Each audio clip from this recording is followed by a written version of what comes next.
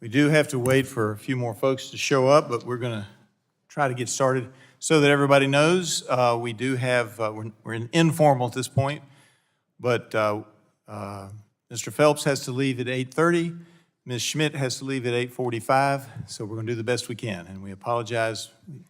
When we scheduled this, we didn't know that we were going to have a swearing in on top of everything else. So we do apologize for that. And hopefully Ms. Castro will be here in just a minute.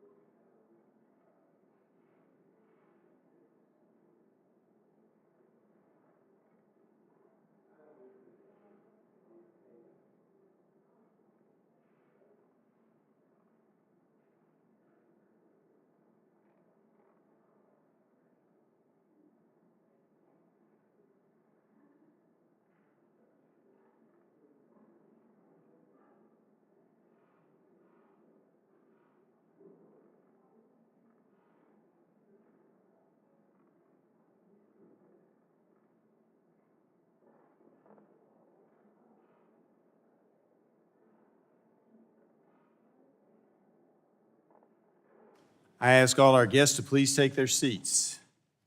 Ms. Castro having arrived, call this Subcommittee on Oversight and Investigations will now come to order. I now recognize myself for a 5-minute opening statement. As U.S. athletes prepare to compete in the Paris Olympics, a cloud of uncertainty hangs over the reliability of international anti-doping enforcement, which is supposed to eliminate the use of certain performance-enhancing drugs. This committee has been alarmed to learn from news reports that several swimmers representing the People's Republic of China tested positive for banned performance-enhancing substances and then went on to compete in the 2021 Tokyo Olympics. Just last week, 11 of these swimmers were again named to the People's Republic of China's 2024 Olympic team. All of this comes after the World Anti-Doping Agency, or WADA, ignored signs of systemic Russian doping for years. 7 years ago, this Oversight Committee held a hearing on ways to strengthen the international anti-doping system. It is unfortunate that we have to be here again. Two witnesses from that 2017 hearing are back with us today. Premier Olympian, Mr. Michael Phelps, and the CEO of the United States Anti-Doping Agency, or USADA, Mr. Travis Tygart. We are pleased to welcome another outstanding Olympic swimmer, Ms. Allison Schmitt, to join us today so we can revisit doping in sports ahead of next month's Summer Olympics. I want to start off by reminding everyone what Mr. Phelps told us 7 years ago, because it bears repeating. He said, quote, "If we allow our confidence in fair play to erode, we will undermine the power of sport and the goals and dreams of future generations. The time to act is now," end quote. I'm glad Mr. Phelps highlighted the damage performance-enhancing drugs has on our country's youth athletes, and I'm disappointed that WADA has not seemed to heed that call. Children join sports teams and clubs believing that the system is mostly fair and that cheaters will be punished. The importance of sports for our country's children cannot be understated. Sports empower children by teaching them life lessons, building their confidence, showing them the meaning of hard work, and offering some of them opportunities to represent our country and make a career. I myself have had the opportunity to see my own children grow and learn from competitive swimming.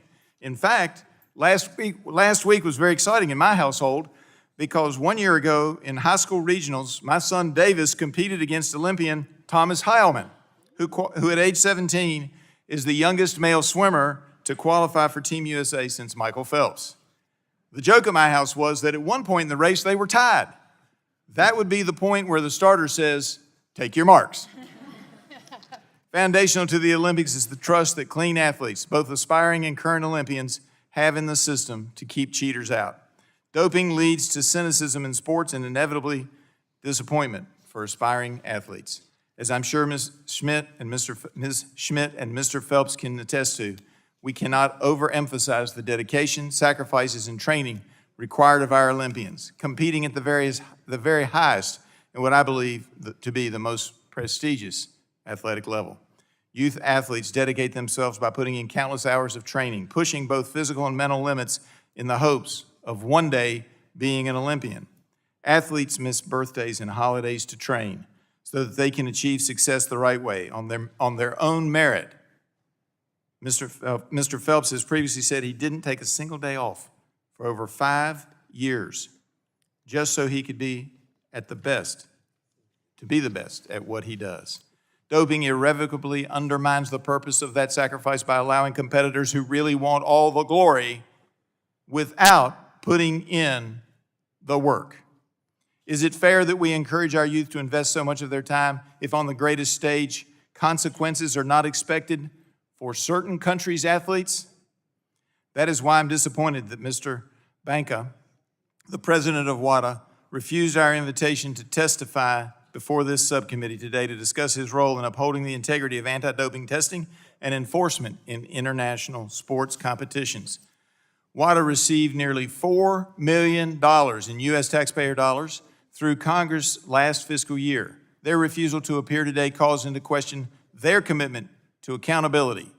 And perhaps, if they're not going to do the job, we shouldn't even fund them.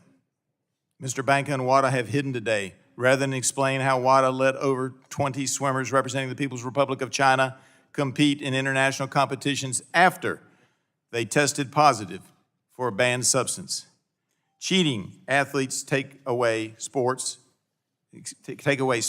and take away medals from clean athletes.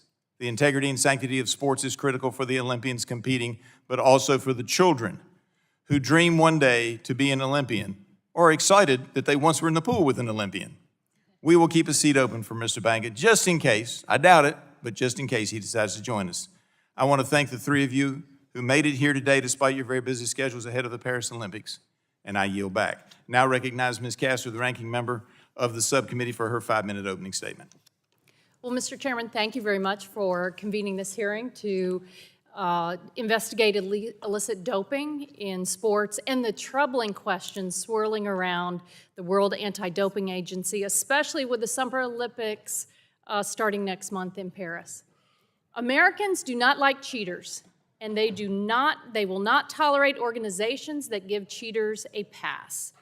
WADA was established in 1999 as the international agency responsible for developing and coordinating anti-doping rules across all sports and countries, as well as monitoring compliance with those rules. Importantly, WADA has the power to investigate allegations of doping and to enforce penalties when the World Anti-Doping Code is violated.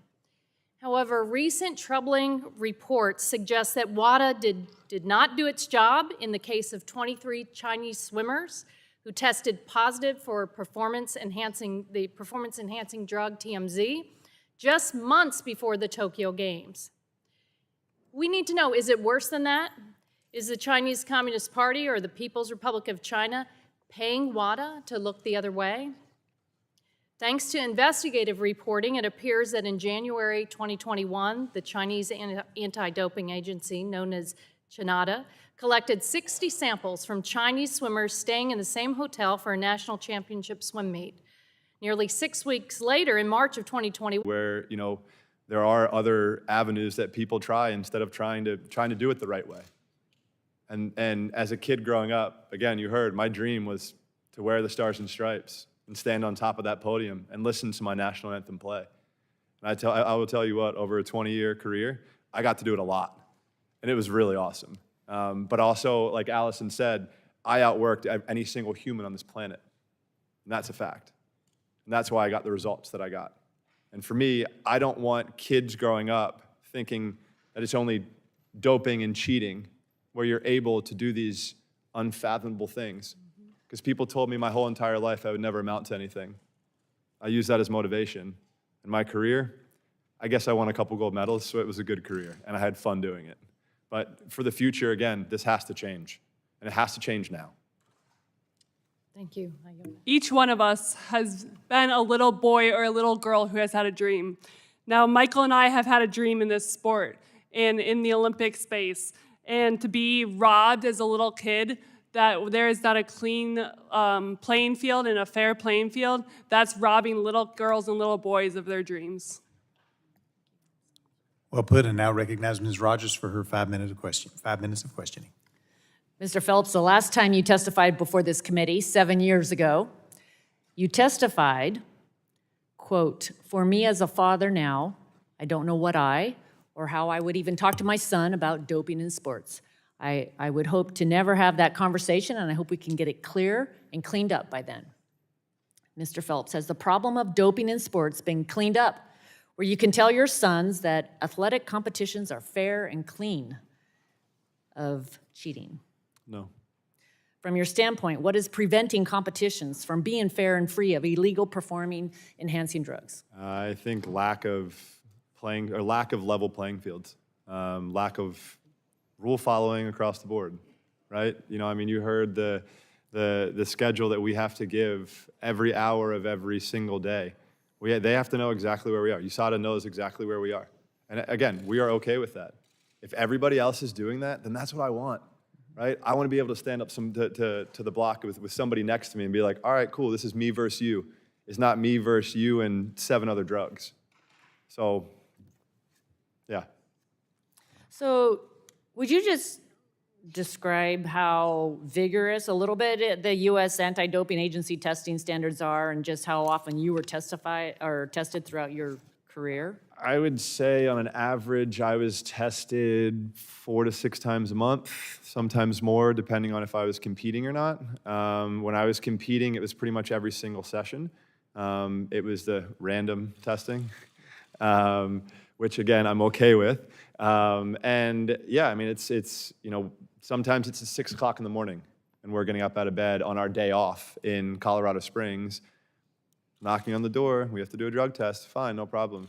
But it's literally, I mean, for my whole career, I'm probably one of the highest tested athletes that we have. Is that fair to say, Travis? Yeah? So, you know, so it's, you know, again, if everybody else isn't doing that and I'm subjecting myself to it, it's just not right. You know, and I know that there are other athletes as well. My competitors from the U.S. were going through the same exact thing, right? Ryan Lochte, going through the same exact thing. We were number 1, number 2 in the world, right? We're going through the same exact process. But somebody else who's number 3 in the world or number 4 in the world, number 5 in the world, they might have 2 or 3 drug tests, that's it. And they might not be random, right? So, yeah, it's hard for me to fathom that we have made changes moving forward, but I think we need to now. Thank you. Thank you. Mr. Tygart, why does the World Anti-Doping Agency's explanation for why they ignored positive test results from 23 swimmers on Team China not hold up, in your opinion? Well, it's absolutely against the rules. Even if you buy this contamination theory, and keep in mind, TMZ is a controlled prescription medication. It's prohibited all the time. The default sanction is 4 years. It doesn't magically appear fairy dust in a kitchen of a hotel 3 months after this event happened during COVID when cleaning protocols were at the height of what they were. So, but however, even if you believe this contamination theory, they still didn't follow the rules. And WADA has now admitted that China did not follow the rules. Because even if it's contamination that caused the positive test, and there are some of those cases. We have some meat contaminants, and these are drugs that cattle is treated with. And if you eat that oxtail, for example, it may cause a very, very low level of a positive test. We understand that. That happens. However, if that happens, it still has to be announced. There's transparency in the system. There's still disqualification, and there's still a violation. And that did not happen, even if you buy this crazy contamination theory. So what should have they done? They absolutely should have appealed the lack of a provisional suspension when the notice of the positive tests were first sent. And if they were going to let the Chinese handle the case, WADA has the power to go in and grab a case out of a national organization's hands, and they handle it themselves in the first instance. And they probably should have done that when they saw that China wasn't giving their athletes due process. There was no B samples. They didn't give notice to the athletes. There was no provisional suspension, which is mandatory. But given that they didn't do that, when they then got the full file, that demonstrated China swept these under the rug and didn't follow the rules, they should have immediately appealed those to the Court of Arbitration for Sport like they do in hundreds of cases Thank you. on Are an any annual of basis. those athletes competing in Paris? 11 of them have made the team now competing in Paris. Ms. Schmitt, what does ignoring 23 positive tests do to trust in anti-doping agencies responsible for holding up the integrity, especially for clean athletes that compete the right way? There is no trust. And what we ask for is that trust for accountability and transparency. We don't have accountability, and we don't have transparency as we have not seen the full files. Thank you. Thank you all for being here. Really appreciate it. I yield back. Gentlelady yields back. Now recognize the ranking member of the full committee, Mr. Pallone, for his 5 minutes of questions. Thank you, Mr. Chairman. I want to follow up what Chair Rogers said and what Mr. Tygart said about this, what happened. It seems to me that the water code, that the rules, outline in specific detail how anti-doping violations are supposed to be processed and reported. The problem is they're not enforced, or they weren't enforced, and the lack of transparency. So if you, Mr. Tygart, just again, explain quickly, what would have happened in your opinion, or what should have happened in your opinion, following Shinada's receipt of the positive test, which of course we didn't know about because there was a lack of transparency. But what should have happened following the receipt of the positive test from these 23 different Chinese swimmers in January of 2021? Yeah, given that this drug is such a potent performance-enhancing drug that's banned at all times, not just during the competition, but you can't take it during training because it can help you during training for recovery and cardiac efficiency, which is critical to performance at an event later. They should have immediately provisionally suspended the athletes, take them off the playing field. That's mandatory under the rules. That was not done. WADA has the appeal right when anti-doping organizations like China in this case fail to impose a mandatory provisional suspension. WADA should have immediately appealed that, like they did in the Russian figure skater case, if you remember. She was not provisionally suspended by Russia, surprise, and they appealed that. Same drug, same level of drug, and then when they got the full case file, if they weren't gonna grab it out of China's hands themselves, like I just described in the prior question, they should have immediately appealed China's sweeping these under the rug. And WADA has now admitted that China did not follow the rules. They had to find a violation, they had to publicly announce it, and they had to disqualify these swimmers, and they did not do that. And that's if you believe the contamination theory, which is a whole nother. But in other words, those things should have happened even before they assessed the banned substance or the responsibility, right? That's exactly Even right. before. Now, let me ask you this. I mentioned in my opening that WADA now has supposedly had some independent Swiss company, do some sort of independent analysis of what they should have done or what they did wrong. And I said that should be made public. Suppose they're going to get it by the end of this month, but they haven't agreed to make it public. Right. So I guess my question is, if they, again, this goes to the transparency, if they made that public and it said you didn't follow the rules, which you clearly say they didn't, then could they go back and reopen the case? Absolutely, and thank you for that. It's really, really important. This, we believe, and we said it when they first announced this Cartier investigation, that it's a whitewash. We've seen these before. My guess is they will make some of that public. They may make the whole thing public, but what we are asking for to be made public is the actual evidence in the files so that independent people can determine. And yes, the statute of limitations in these cases has not run. So they could reopen. Absolutely. Now, let me ask you this. If they reopened the case and found out that these athletes should have been suspended, let's go the next step. Could they then recommend to the International Olympic Committee that the medals be taken away? Listen, how the rules, unfortunately, what happened. Where we are now is that athletes and others around the world deserve justice on those cases themselves. Statute of limitation has not run. We need a prosecutor to go in and look at the facts, get independent advice, investigate, check to see if all these athletes actually stayed in the hotel. But what I'm asking you, And then you can bring you're the not case. recommending this, but it is possible for them to reopen the case. Absolutely. Determine that they should have been suspended, and then recommend to the International Olympic Committee that they should be, the medals should be taken away. Under the rules, once that legal process has been followed, then it's automatic disqualification if there's a suspension put in place, such as the And then the- Valieva Russia case where she's been suspended, got a 4-year sanction. Now our athletes are moving from silver to gold in the figure And skating. the International Olympic Committee could then determine that and say. They have to follow what the Court of Arbitration for Sport would say. But the athletes deserve their due process. Let's make no mistake about that. The Chinese athletes, that was robbed of them at the time. But the statute of limitations has not told.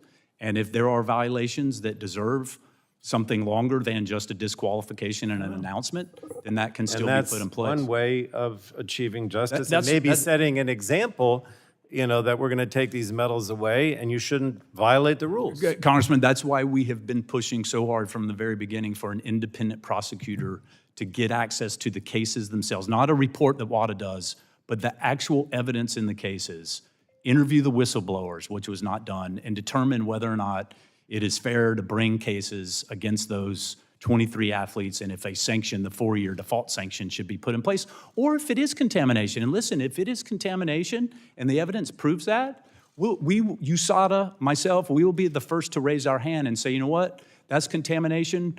Sorry, you got silver medal and you should be happy with it, but you weren't robbed. But until that happens, this will haunt our athletes and athletes from around the world for the rest of their lives. Thank you, Mr. Chairman. Gentleman yields Sorry if back. we went over. Now recognize the gentleman from Kentucky, the chairman of the Subcommittee on Health, Mr. Guthrie. Thank you. Thank you all for being here. And I'd like to address this to Mr. Phelps and Ms. Schmitt. My understanding is athletes who are doping on banned substances do everything they possibly can to avoid the regulators and not get detected. I know, and I appreciate both of you standing here and saying that everything you've done has been because of your hard work. That's admirable. I appreciate it.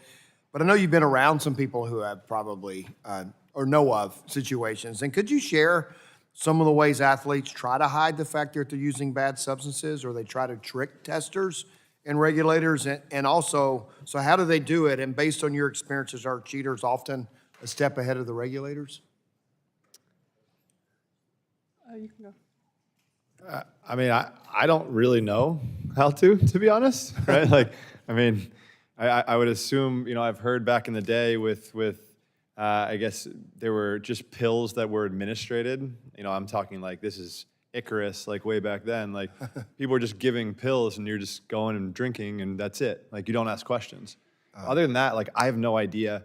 I don't know where to get it. I don't know how to, I know nothing. I mean, I did what I do best, and that was work as hard as I could every single day and stare at a black line and sometimes talk to it every now and then, but you realize it doesn't talk. We'll understand that, but sometimes understanding how people get around the system helps us figure out how to fix it. Yeah, I mean, I would assume they're masking agents, right? This might be a question better for you than me, but I assume they're masking agents that people can do this or that, or I'm not the You just right don't know, person you're to not ask. familiar. Yeah, Well, it's no, good that sorry. you're not, but I hope maybe you heard secondhand.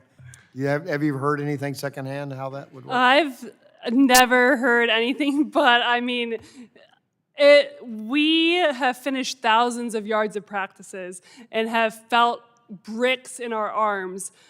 We've woken up for 5:15 a.m. practices, diving in the water at 5:15 with sore bodies, with legs that we have to walk backwards down the stairs because they feel like Jell-O.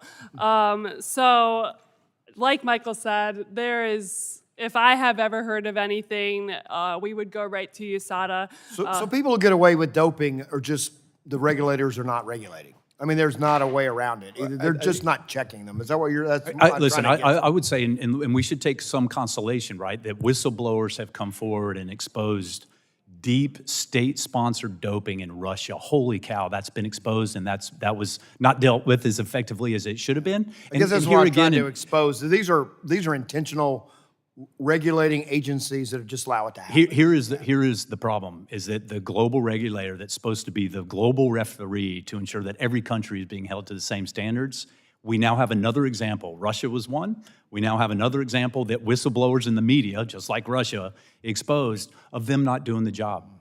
So it's There not were been able positive to tests. It's not been able to mask, to sum up, and I'm going to go ahead and yield because I know we're against a time for you, a couple of you guys and others want to. But so to mask it, to sum it up, is that they're not been able to mask their doping. these regulating agencies, China and Russia, we know, are allowing it? More importantly, the World Anti-Doping Agency, Is turned their blind eye to them allowing it? you got it. All right, You got thank you, it. and I will yield. Russia and China have been too big to fail in their eyes, and they get a different set of rules than the rest of the world does, unfortunately. I'll yield back. Gentleman yields back. Now recognize Ms. Dingell for her 5 minutes of questioning. Thank you so much, Mr. Chairman. I'm the co-chair of the Bipartisan and Bicameral Congressional Olympic and Paralympic Caucus. And my constituents and I are very proud that USADA, the U.S. Olympic and Paralympic Committee, and so many Olympic athletes call Colorado home. I will apologize for the 6 a.m. wake-ups, but, you know, that's out of my hands.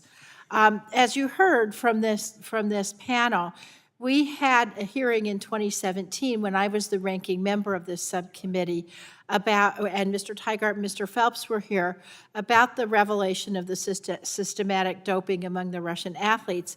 That led to Russia's being banned from the Olympics for several years. And at that hearing, there were some serious questions raised about the effectiveness of the World Anti-Doping Agency, WADA, and it's kind of poignant that there they are or not, and they haven't come here to explain themselves. But after that hearing, Mr. Tygart, you will remember this, we felt like maybe they didn't have enough resources. Right. We felt like that was the problem, right?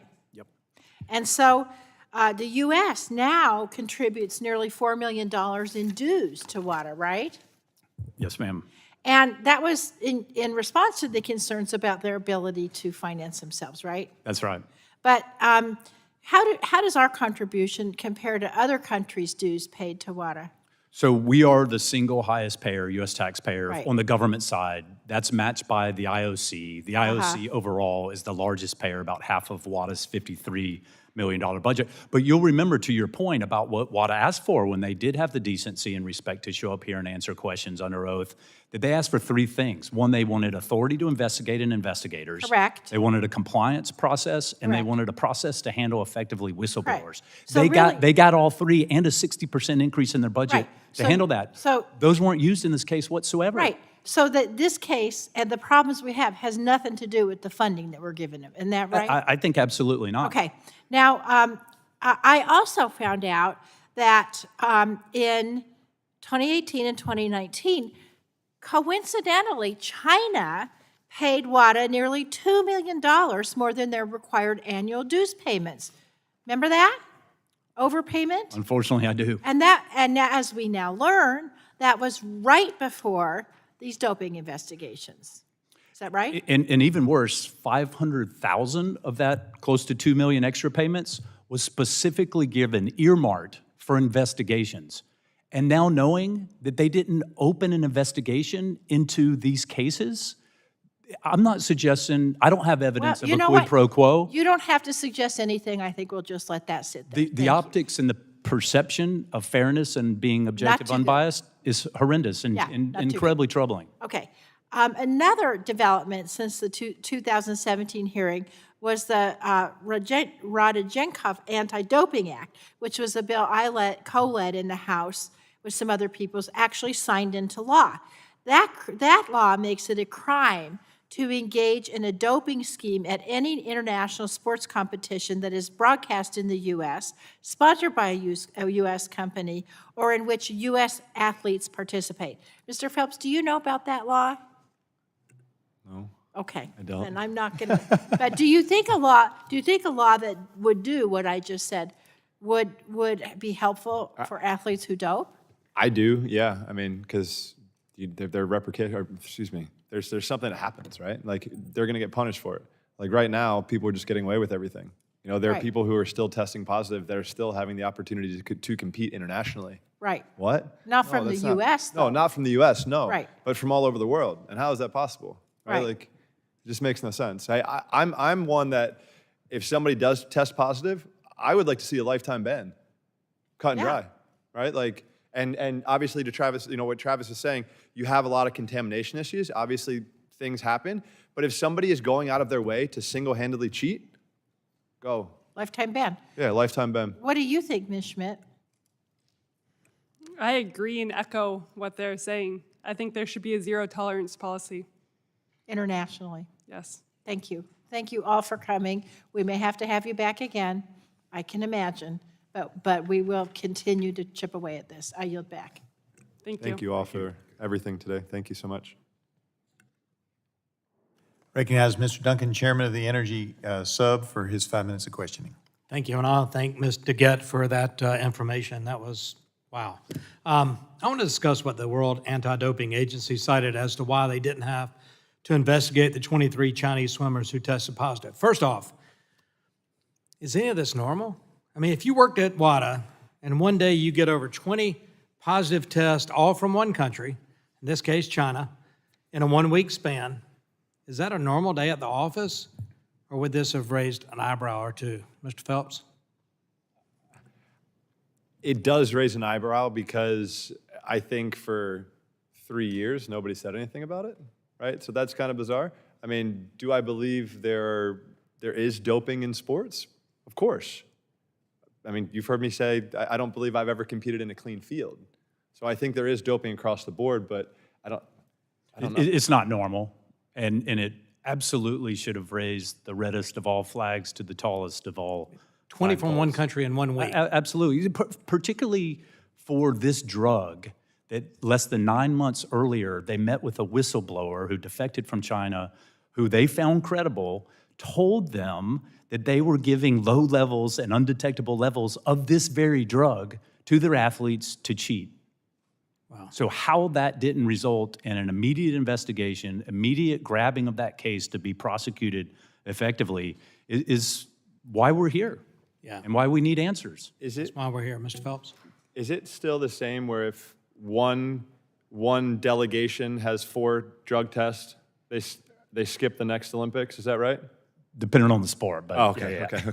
Because throughout, when I was swimming, I was always under the, like, if 4 of our athletes tested positive in one Olympic, or one quad, 4 swimmers test positive in one quad, we're done. We can't compete in the Olympics. They had 23. They competed in that Olympics, and they have the opportunity to still compete at this Olympics in Paris. Wow. And don't think for a second, if I may, that is a terrible day if you're WADA to receive notice of 23 positive tests. They were going to have to likely gut the Chinese swim team going into the 2021 Olympics. Why didn't they? As well as 2022, China was going to host the winter. This is the question. This is what we're asking. Like Russia, are they too big to fail? And that's why you turned a blind eye and allowed them to not follow the rules and sweep these positive tests under the rug. That's the very question we are here for and want and need answers to. I agree on the lifetime ban.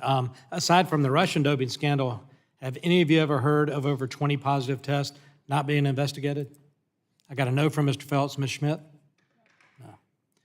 One of the reasons they cited for not investigating 23 swimmers who tested positive was because they were, quote, in the same place at the same time when the positive samples arose, end quote. Can each of you tell me if that is a good excuse not to investigate over 20 cases? Listen, in our Lance Armstrong case, the team stayed together so that they could dope together. They rode a bus together so they could do blood transfusions together. The fact that they all stayed at the same hotel and all tested positive is not a fact that is consistent with not doping. It's a fact consistent with intentional doping. Team that travels together, dopes together. Would COVID-19 restrictions have prevented the World Anti-Doping Agency from effectively and thoroughly investigating these positive tests? I would just say 3,500 athletes in February of 2022, so just a few months later, came into Beijing and competed in the Winter Olympic Games without any problem.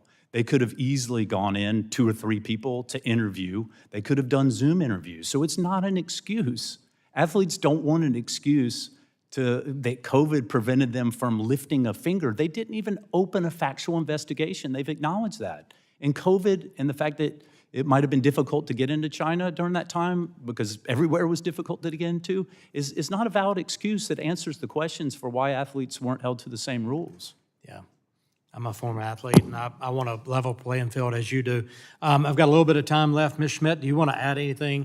Do you have any comments you want to add? I'm grateful for this opportunity, and like all of us up here state that we just want fairness in sport. Like you stated, we want fairness in sport. And sport has given me so many opportunities, and I hope that I can have children that are in sport that have opportunities and know that they're competing on a fair playing field. Thank you. Mr. Baca, your lack of being here speaks volumes. Mr. Chairman, I yield back.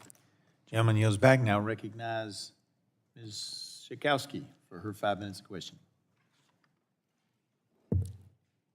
She's up.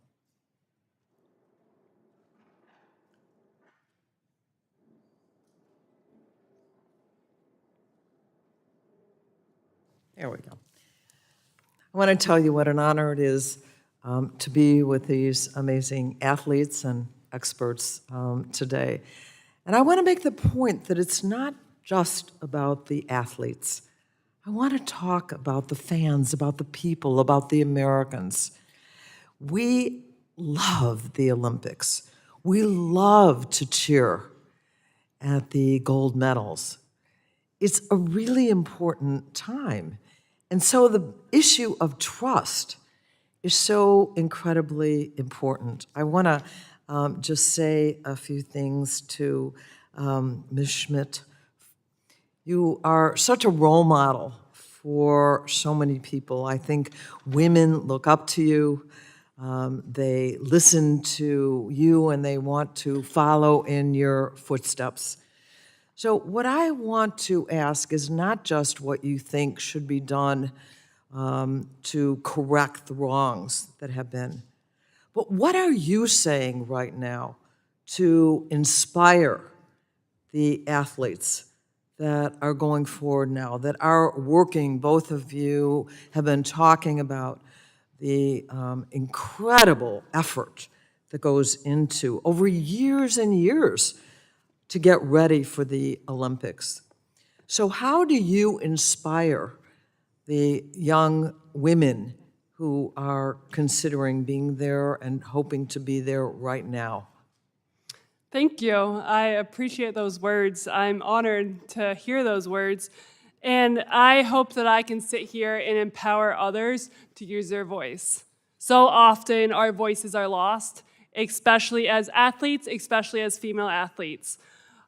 We know our bodies and we know the work that we put in. So to be able to stand up and use your voice and do the best that you can at any level is what I hope that I can empower others to do as well.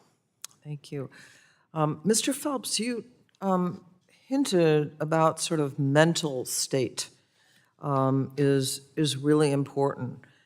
So has that now been diminished? Is this going to affect our athletes? Well, I guess I'm just assuming, and I'll ask Mr. Tygart whether or not we're going to see the corrections that we need right now.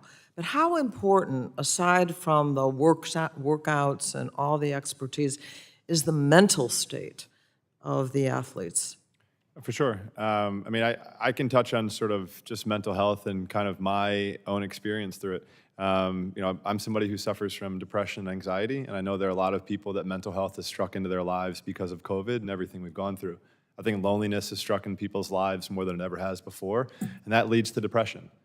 So, and then you put all of that on top of you trying to prepare, and all these people around you are doing all of these things to get an edge. It's going to weigh extra on you, right? So for me, one of my things every single day that I'd like to lower, and I'd like to have some kind of involvement in lowering, is the suicide rate. I can tell you this, we've lost way too many of our Olympic brothers and sisters due to suicide. So this is something that I want to be a part of and I want to make a difference in, but when we keep having things like this, there are going to still have things that we need to address, and the mental state is very sensitive. So I think this is definitely playing a toll on a lot of people's mental state, but I think some people look at it as it's something that's out of our control. That was something that I looked at a lot throughout my career, was what can I control every single day? If I can control myself and be the best version of myself, that should be good enough. And I think people are doing that now, and people are cheating, and that needs to change. So I think that's why we're here today, trying to fight for that change for the next generation. Well, there's certainly bipartisan support here, but Mr. Tygart, is this going to happen in time during these Olympics right now? The window is closing. I think back when this first was exposed and we called for the independent prosecutor to get justice in the 23 cases, there was time. But this close to the games, I'm afraid there's not. And unfortunately, the World Anti-Doping Agency has dug its heels in, has said they would do this all over again. They would not change. So the likelihood that this self-selected review that they have going is going to result in anything of material outcome that will be beneficial for getting to the truth, I'm sorry to say, but I'm highly skeptical that it's just going to be the whitewash that we predicted. And so no. But this cannot die just because the Olympic Games come, because it's a pattern of behavior that we have seen going back to at least Russia in 2014, 2015, when it was first exposed by whistleblowers in the media, not by WADA, to get this fixed, particularly given these events are coming to the U.S. like never before over the next 10 years.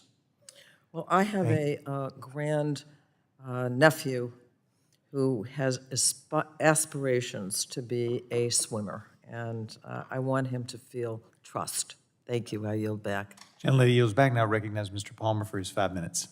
Thank you, Mr. Chairman. I want to go back to a point raised by Representative Dingell about the fact that China gave an additional $2 million to WADA, but they did that right before clearing the athletes, but there was also something else that took place right after they gave the money, and that was International Olympic Committee member Yang, Chinese committee member, was elected vice president. She was just in 22 reelected to her second three-year term, and it raises serious questions in my mind about the fact that I think WADA has been compromised, and particularly in clearing the 23 swimmers. They relied on the Chinese anti-doping. I think their assertion was that they had collectively been exposed to a banned heart medication. Mr. Phelps, do you consider WADA an effective regulator for Olympic athletes? I don't have many positive things to say about them. All right, and we're going to stop the clock for just a second, so we're not eating up your time. Mr. Phelps has given me the signal that he has stayed over graciously, but he has now got to leave. Did you want to introduce your guests who are with you this evening before you have to leave? Well, first of all, I'd just like to say thank you for having us back, and thank you for addressing this issue. We hope we don't come back in 7 years, but we know that you guys will fight with us if we do. So I just want to say thank you again for having you guys in our court, to doing what's right. And second, this is my better half, my wife, Nicole, and number 4, this is Nico, my little child behind us. So thank you all so much. And Mr. Phelps, I was going to tell you, my neighbor was Rowdy Gaines, and he was a pretty good swimmer too.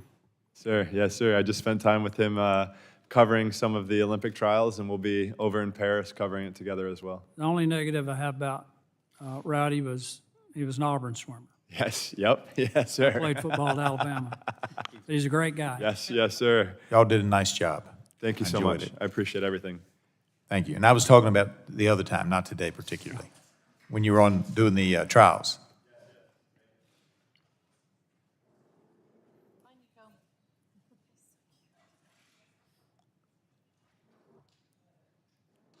Reclaiming my time, Mr. Chairman. Gentleman's I'd time like to, is restarting. Go ahead. I'd like to redirect to Mr. Tygart and Ms. Schmitt that same question, because considering the excess payment that China made in the election of Yang, and I'm not making any accusations against her, but it just seems incredibly more than coincidental that the payment was made, she was elected vice president, and they allowed basically the Chinese anti-doping agency to clear the 23 athletes. Do you consider WADA a legitimate regulator? The issue, and in my written testimony and my oral testimony, it's the fox guarding the hen house.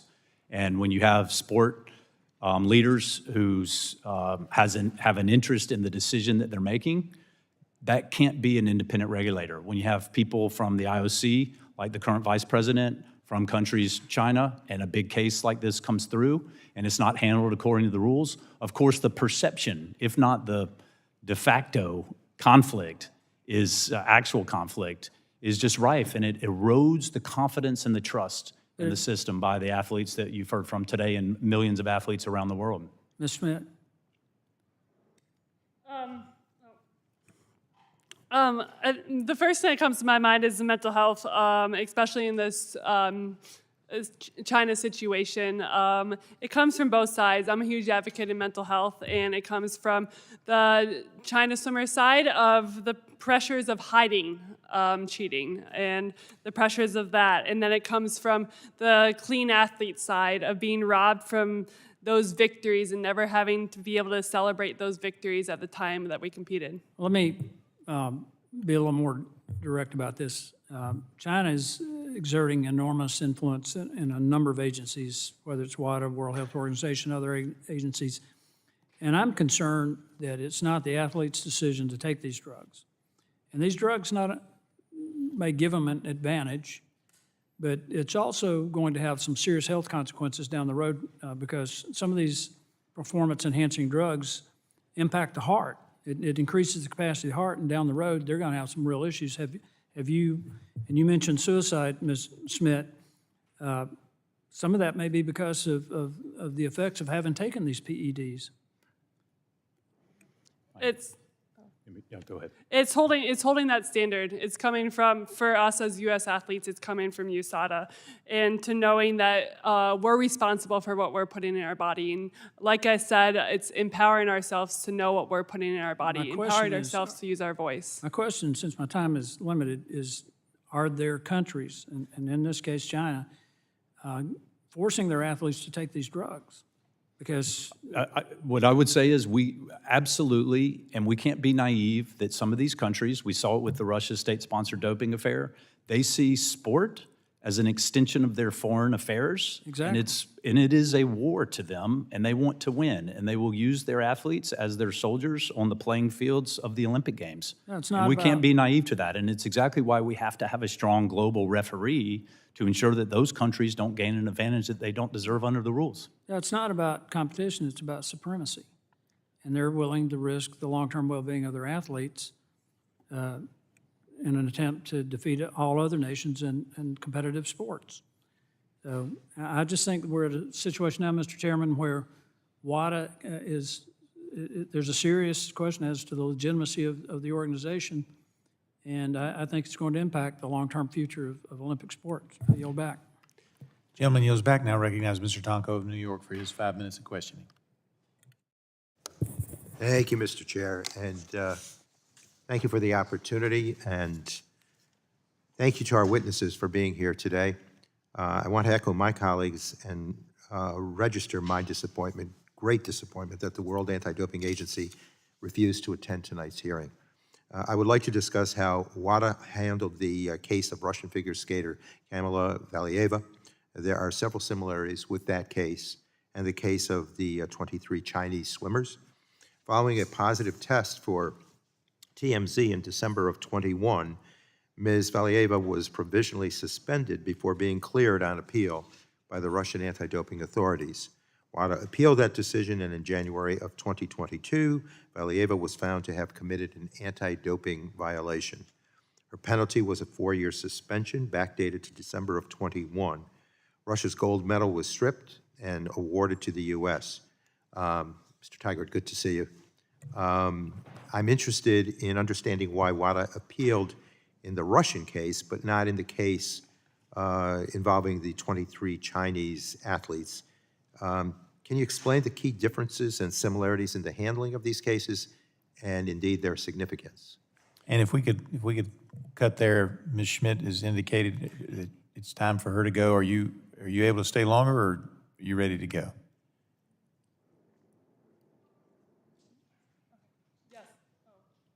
Yes, I have to go make my flight. Okay. Yes. We appreciate it. We're going to come right back to you. Appreciate you being here as well. Did you have any guests that you wanted to introduce this evening that were with you? I got people watching, so Got hello. people watching, there you go.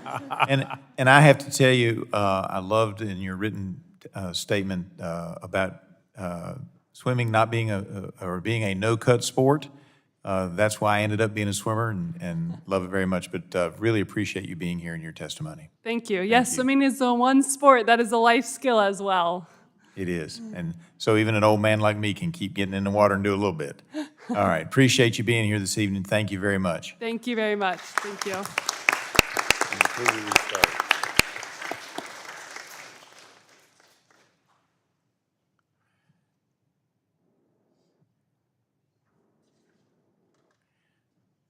Mr. Tygart, did you need Mr. Tonko, before I turn the clock back on, did you need him to repeat his question? I don't. I think I got it. So the similarities or the contrasts in WADA's handling of Valieva, very similar, if not identical facts. Low level of a potent drug that's prohibited at all times. The default sanction is 4 years. They appealed the lack of a provisional suspension in that case. They did not do that in these Chinese cases. We don't know why. In that case, when she was exonerated, although Russia even announced it, they didn't find a violation or give her a suspension in those cases. Russia even announced it. WADA then appealed that case to the Court of Arbitration for Sport. They prosecuted that case, and they got the default sanction that otherwise should have been put in place by Russia, which was 4 years. That was an example, while it took too long, that was an example where the WADA did its job as the global watchdog and enforced the rules against Russia as those rules should have been enforced. Identical substance, similar low level, this time 23 athletes. They didn't appeal the provisional suspension. When China swept these under the rug, which is against the rules, even if you believed it was contamination, they didn't appeal that. They let China do that and get away with it. How they justify treating these cases different than how they treated Valieva case is, again, incredibly troubling, and it's why we've asked for the full China dossier. If there are distinctions in there that make sense and that are comport with the rules, then we'll be the first to say that. But right now, they are so far away from that, is why we're here asking for assistance and help. Thank you, I appreciate that. And let's take a look at another scenario. Mr. Tygart, you correctly mentioned in your written testimony that this is not the first time that this committee has addressed these issues. In 2017, we held a hearing to review WADA's role in response to the systematic doping that was uncovered in Russia. I believe that covered the area of 2014 to 2015, perhaps. What similarities or differences are there between that case and how WADA handled the case of the 23 Chinese swimmers? I would say, well, first of all, it's both in the Russia case and now in this sweeping under the rug of 23 Chinese positive tests.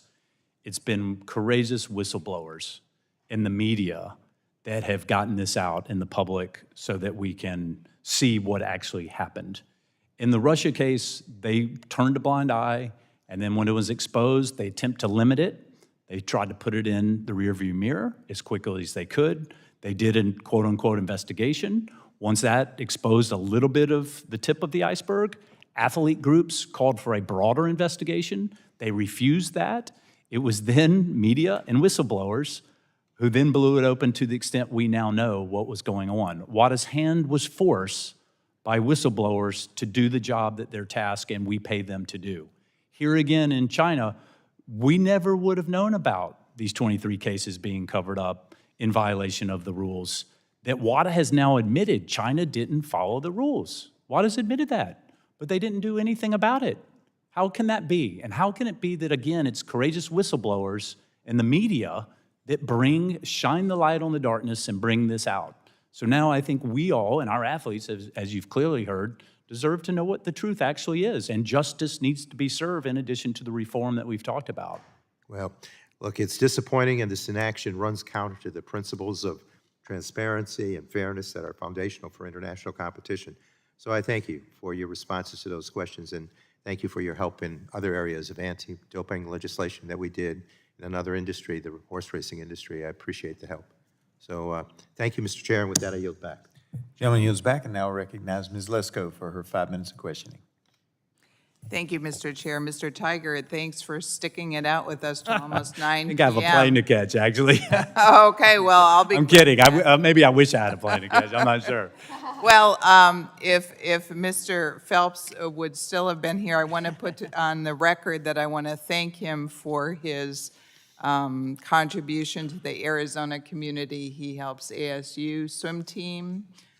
His foundation also helps the Phoenix Children's Hospital, children swim education. So I want to put that on the record that I'm thanking him for that.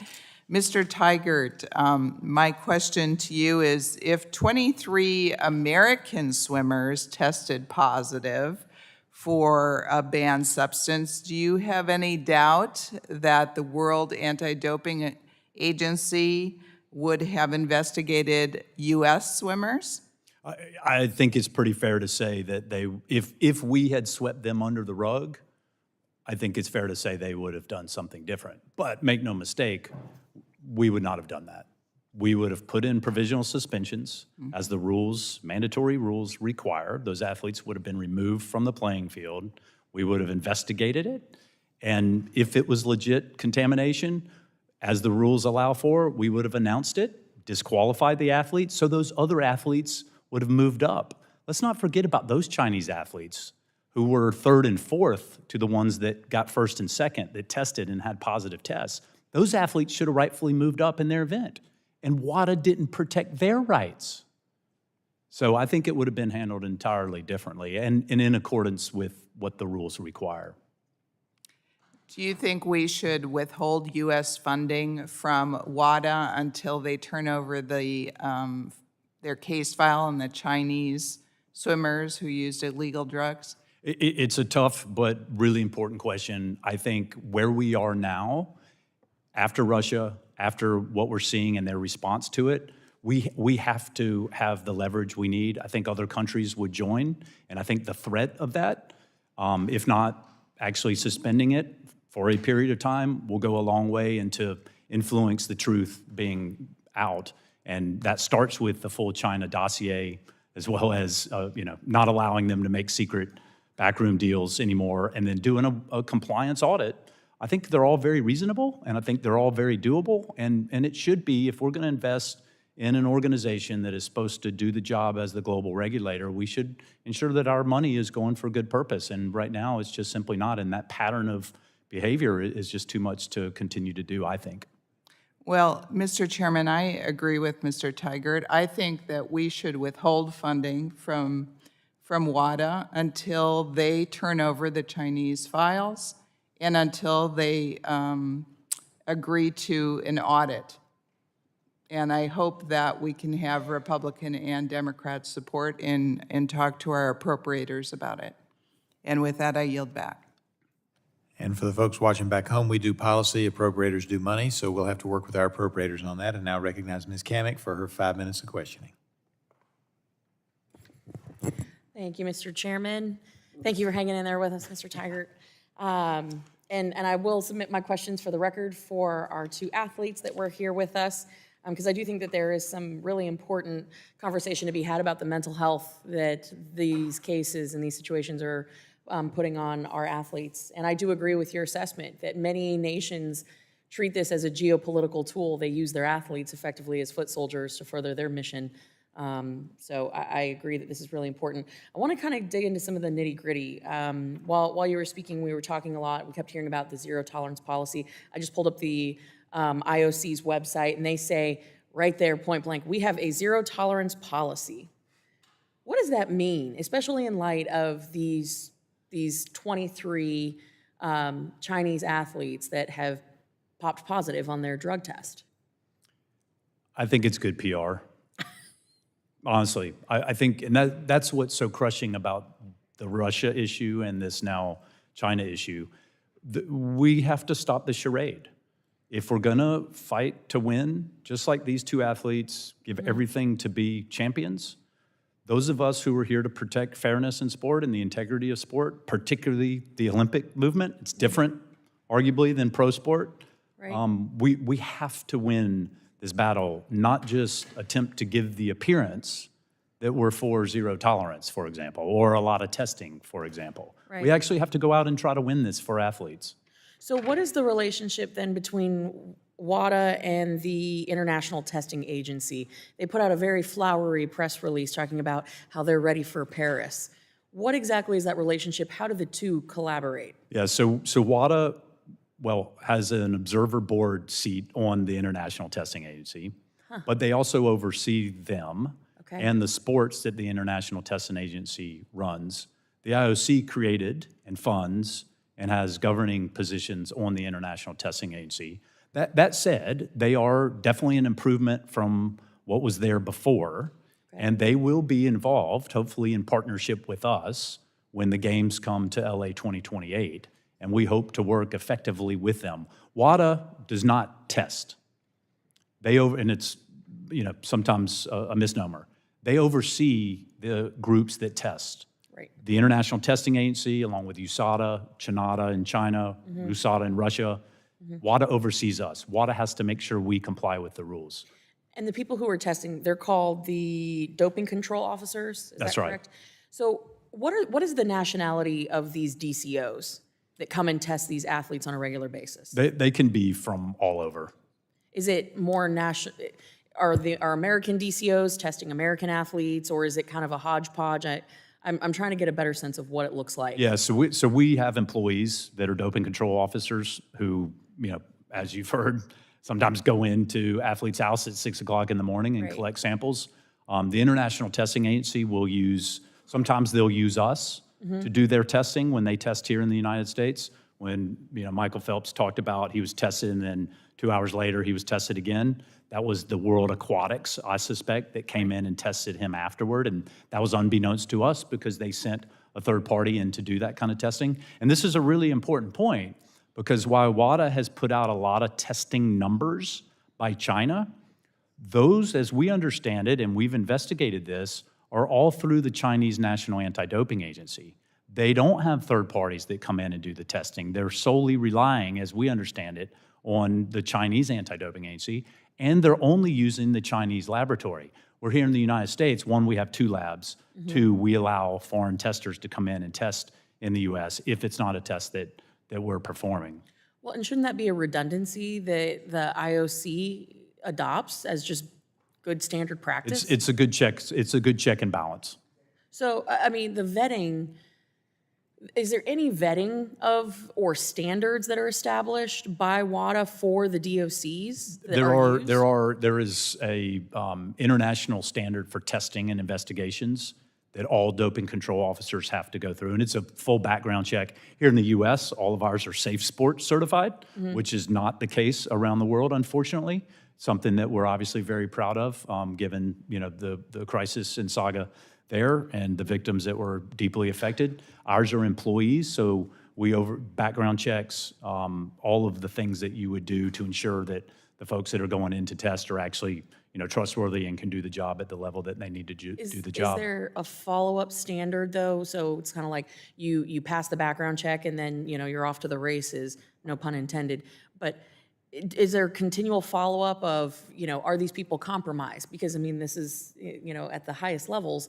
Is there any follow-up with these DCOs along the way? Yeah, for sure. For at least here in the United States, I couldn't speak to what happens necessarily around the world, but there's evaluation, constant athlete feedback, correction if there's, conformities, minor conformities that need to be dealt with, but constant oversight to make sure we've got the best people in the trenches doing that kind of work, because that's the first leg of the testing process. If you have bad collections, if you give advance notice, then it's only as good as, ultimately what you're going to collect, which athletes can find ways to defeat the system if they're given that advance notice.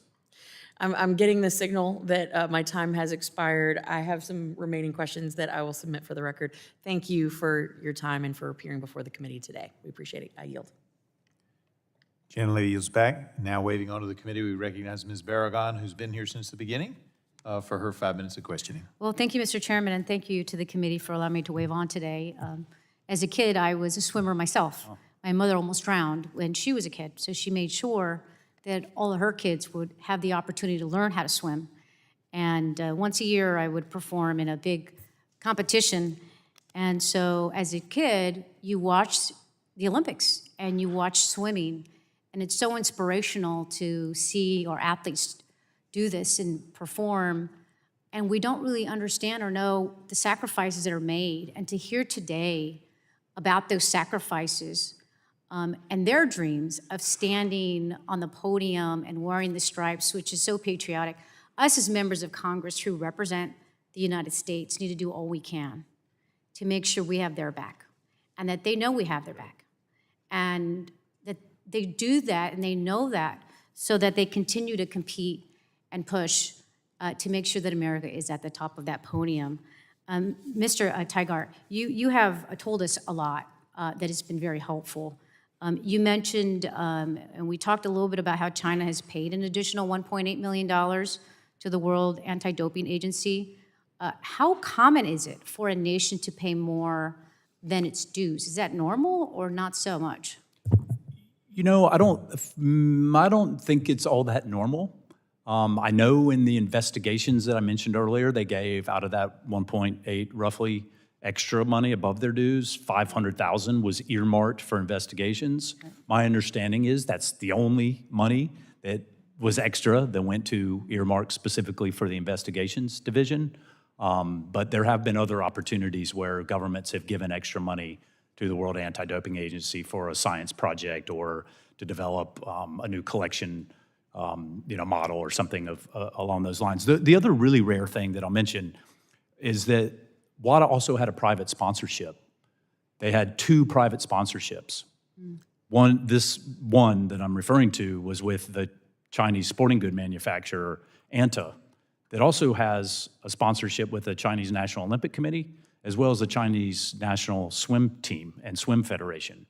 So you can, obviously, the perception of the conflict, whether it's direct extra government money or it's a private sponsorship, which until now, and questions have been asked, no one's known what the value of that sponsorship was and what type of money, if it was money, they now say it was value in kind and shirts or clothing was given for some of their staff. But we haven't seen the detail of that. And the optics of that just erodes the confidence, once again, the trust that athletes have. And again, I'm not saying there's a quid pro quo there, but clearly the perception of a conflict and having money on the one hand extra and sponsorships and then allowing China to sweep these tests under the carpet is incredibly troubling. Right, and you've spoken quite a bit about some of what you would do. One of them you mentioned was a subpoena. And as a country who gives the most money, I would think that would be something that we would do, that we would say, hey, if we're gonna give you money, you gotta be here and answer questions. So thank you for bringing that up. You also brought up conditioning money. How would you condition the money? You talked a little bit about disclosure of documents and audit. How would you draft that? Just for our guidance on going back, as mentioned, to talk to appropriators, what kind of conditions on the money would you place? Fantastic and incredibly important question. When Russia happened, the taxpayer money that went to the White House Office of National Drug Control Policy, it was seen as a contract that had to be paid. Congress changed that. It's now discretionary. ONDCP, the director, Dr. Gupta, who sits on the executive committee at WADA, he and that office has the power to pay the money or not to pay the money. We would recommend very strong language in the reporting of that money and condition the payment of that money on the 3 things that I asked for, and there may be additional things that can be asked for, and make sure that the White House office, adheres to how Congress expects its taxpayer money to be spent, and ensure that we're spending it in the right ways. And make no mistake, we need and have to have a strong WADA, and maybe we need to pay more, but we should not continue to pay bad money after bad money when we've seen this pattern of behavior happen. Well, great, thank you. I represent a district in Southern California, and so my district is going to have the Olympics come there, and swimming will be there, and so I'm super excited about it. But we don't want to have this hanging over our head either. We don't want to have athletes second-guessing the competition. And to hear today the athletes talk about the mental health impacts is something that is not talked about very often. and something that we need to continue to focus on and make sure that we're addressing this. So thank you so very much for all the witnesses and for the committee. I appreciate it. Thank you very much for your questions. I'm now going to recognize Ms. Castor for a few wrap-up questions. If you can stay with us just a couple more minutes, we're almost done. Thank you, Mr. Tygart. Thank you, Mr. Tygart. Two just simple questions to wrap up. And thank you for recognizing the whistleblowers and the investigative reporters who have helped bring some of this to light. So the Summer Olympic Games in Tokyo, they were July 23rd, August 8th, 2021. Chinata had collected the samples from the Chinese swimmers that January and it reported to WADA. Was that really done through the International Testing Agency and the doping control officers? What is that step that WADA actually received the reports about the Chinese swimmers? Yeah, the Chinese anti-doping agency, Chinata, as we understand what's been reported, collected the samples, sent them to the Beijing laboratory that ran the samples. They were positive for these low levels of TMZ. They reported those as required into the ATOM system.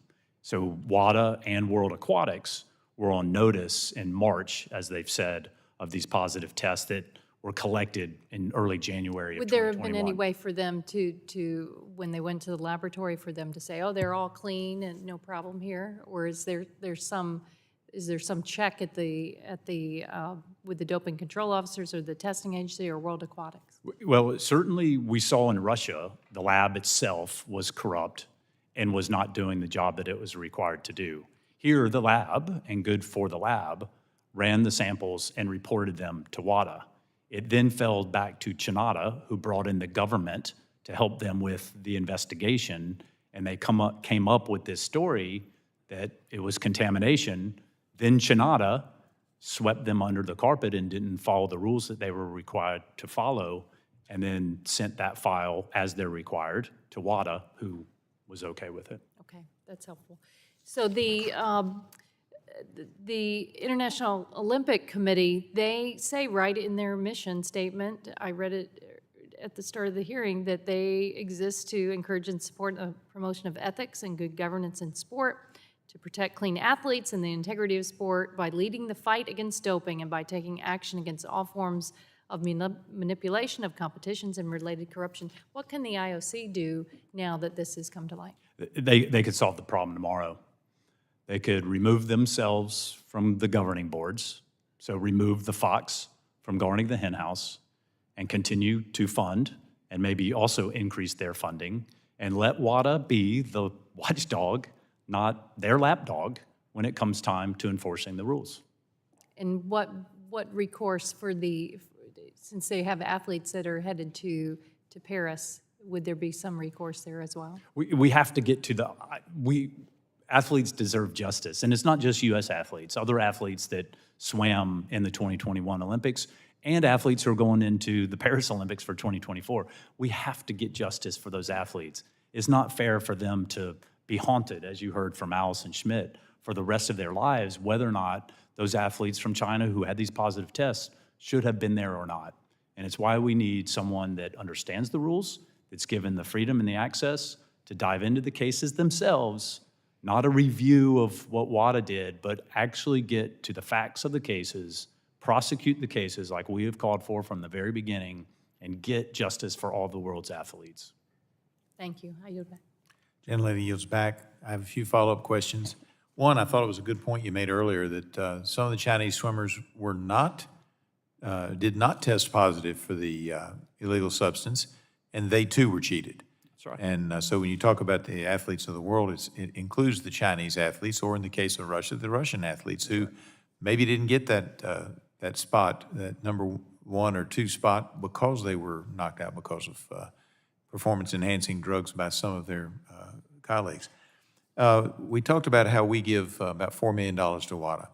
We talked about the International Olympic Committee being on the WADA board, and therefore you've got the fox watching the hen house. And I think it was in your testimony, but I don't want to put words in your mouth because it's been a long night and I don't know that I remember. But I believe in your written testimony, you indicated that maybe NBC, as a major contributor of funds to the IOC, might have influence on this as well. Did I remember that correctly, or was that somebody else's? I for sure made reference to the sponsors. Listen, it's you can look at the numbers. The U.S. companies, including NBC, that pays a lot of money to broadcast it in the largest market, most valuable market here in the United States, have a lot of influence at the IOC.